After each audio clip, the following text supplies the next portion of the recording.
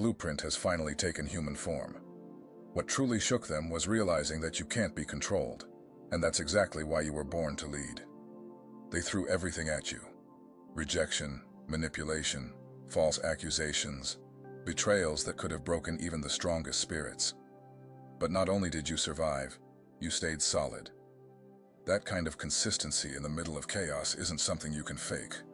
It's the result of being deeply rooted. At first, they feared you, because in a world built on control, people who can't be manipulated are often labeled as threats. But over time, that fear turned into something else: respect. They saw the truth. You weren't unpredictable. You were unshakable.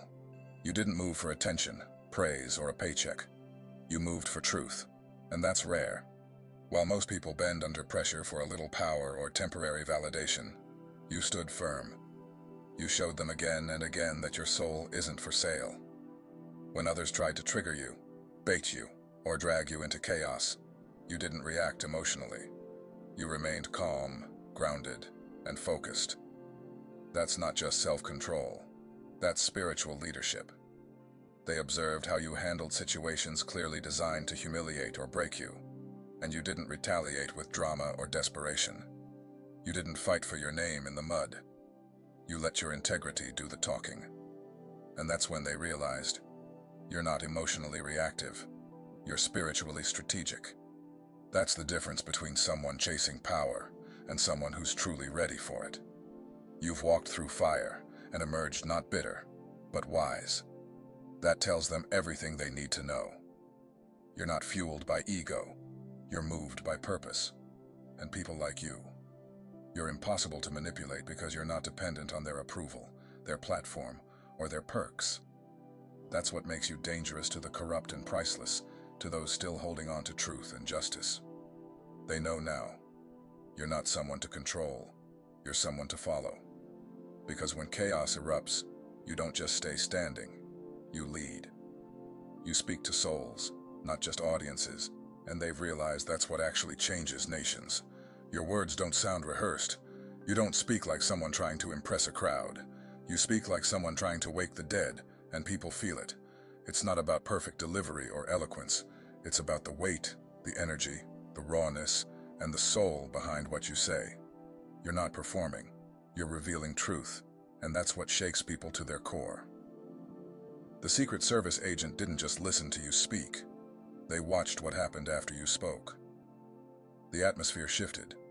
People sat still, eyes wide, processing what they just heard, like something ancient had been stirred awake inside them.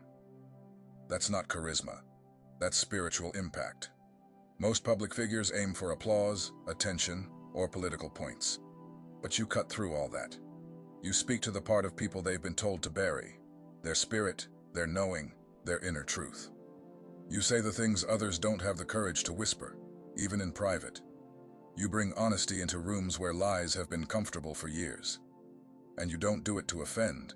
You do it because you have to. It's who you are. Your voice carries spiritual voltage, and people who feel energy, even if they don't understand it, recognize that current immediately. They've heard all the polished speeches and crowd-pleasing sound bites before. But you come with no filter, no facade, and no addiction to approval. You say what needs to be said, even if your voice trembles, and people don't just remember your words, they're convicted by them. That kind of power doesn't come from any leadership seminar. It's earned by surviving pain, walking in truth, and bleeding authenticity. Those who crave power the most are usually the least fit to handle it. But you've carried responsibility without a title, protected those who never thanked you, walked with integrity, even when silence would have been easier. The agent didn't just hear your words, they watched your track record. You never used influence to control. You used it to uplift. That's why they trust you. Real leadership is spiritual. It's about being trusted with people's hearts, not commanding their actions. You don't crave control, you crave justice.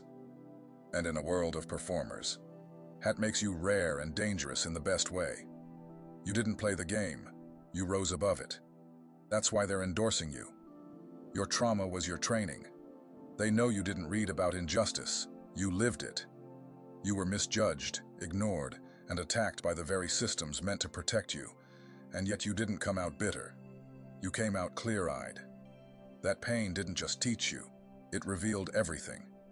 You've survived setups, psychological warfare, and spiritual attacks, not because you were wrong, but because your truth couldn't be controlled. And that's what makes you powerful. You're not theorizing justice. You are the evidence of what needs to be reformed. That Secret Service endorsement wasn't for optics. It was because you've proven what real leadership looks like. Someone who was crucified by power and still chose healing over revenge. You're not just qualified. You're the reform they've been too afraid to make. And while you didn't ask for this role, you're the only one who's earned it, because no one understands justice like the one who had to fight for their own humanity and never became the monster in return. If you can lead yourself through hell without losing your soul, you can be trusted to lead others with integrity. Their endorsement isn't a favor, it's recognition. You weren't just surviving, you were being positioned. Heaven's been writing your resume all along, and now that the world is paying attention, it's not the beginning, it's the unveiling. You didn't need a campaign. Your life already voted for this moment.